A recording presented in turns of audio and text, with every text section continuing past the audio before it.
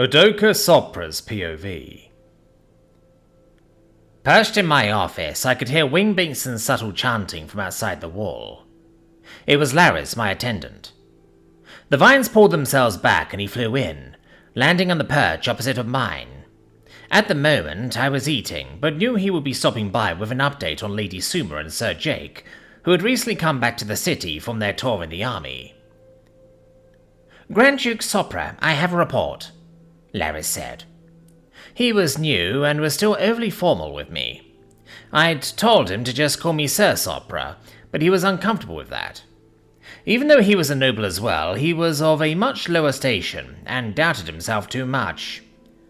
Go ahead, I said, swallowing, and turning away from my meal.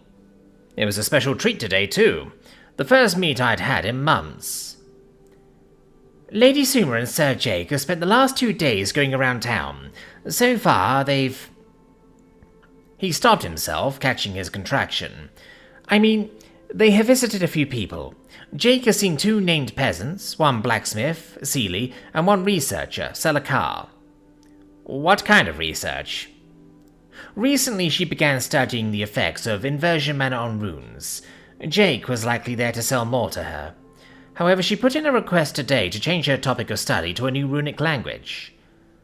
More of Jake's influence, no doubt. I look forward to hearing more about what she is able to discover. What about this blacksmith? I asked, glancing over to my Borog meat. An elderly Nume close to retirement. Probably the one who the nobles harassed last year.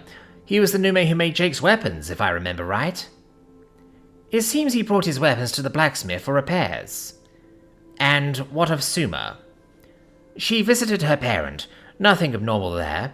However, Jake later also visited her, and now the mother is going to appear before you to declare her name, Laris said. That sounds right, I chuckled. I had kept tabs on Jake and Suma even while they were in the army, so I knew that even in basic training, Jake was still naming Nume, though for some reason he started to go by his familiar's name for a while. However, once they joined the Drakes, having them washed became impossible. Thinking about what had happened with Seal and how I had to fight back the noble's constant protests at him being named by a familiar, suddenly my appetite began to fade. No Nume would look forward to going through that again, and surely it would be 100-fold worse the second time.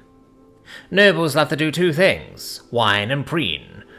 While I was a noble, now with my position as Grand Duke, I no longer have any claim to my former title, but that is fine with me. I was never suited to it anyway. I wonder how good an ally they would make. Their meeting with the Queen ended well, though they've made more than a few enemies in the royal court, I thought, remembering the rumors about a failed assassination attempt.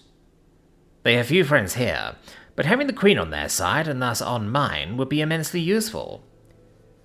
Your order, Grand Duke Sopra? Laris said, snapping me out of my thoughts. No changes, but send them both an optional request to speak with me here at the Sanctum, after Suma's mother's ceremony. Very good, sir, Laris said, and spread his wings. Before you go, what was the mother's new name? I believe it is Luna. A good name, I said. With that, Laris left, and I resumed my meal, though it no longer tasted quite as good as it had before. So, he named her mother, I said aloud, thinking to myself of my own family, and what led me to become the Grand Duke of Zakashem. Before, I was the only son of Earl Onkar Sopra, an evil, spiteful, and hate-addled man that could never be pleased. The only times I can recall ever seeing my father pleased was when it was with himself. For the first 2 years of my life, he forced my mother to raise me. Then on my 2nd birthday, he brought me to his estate, and I never saw mother again. She was a nameless Nume, and he had her killed afterwards, but because of his station, he faced no punishment. At least, not until I gained my position. The day I became the Grand Duke, I ordered several investigations to be opened into my father's affairs, all of which I knew about beforehand from years of living with him. Over 50 counts of theft, 10 counts of murder, including my mother's, and 19 counts of fraud and bribery. For his crimes I pushed for the death penalty, not to protect myself, but for revenge. Revenge for myself. In truth, I barely remember my mother. I was so young when I was taken, after all. There were several reasons that could have applied, and did in a small way, to my seeking revenge. His abuse, his corruption, his mistreatment of everything. But in truth, it was really about what he did when he found out I'd mated with a peasant.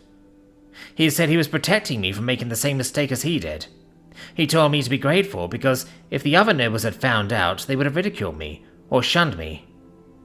I never found her body, or the egg, but what I did find was a group of transmutation specialists to perform his execution. They turned him to stone, and I buried his statue at the base of Mount Fafnir, just north of the peasants' homes. Sure, dozens of other nobles were also arrested and executed alongside him, but they all got death trees and funerals. My father will get what he deserves when the dragons return. Nothing. Of course, after all of that, I was left with more enemies than friends. Yes, maybe they would make good allies.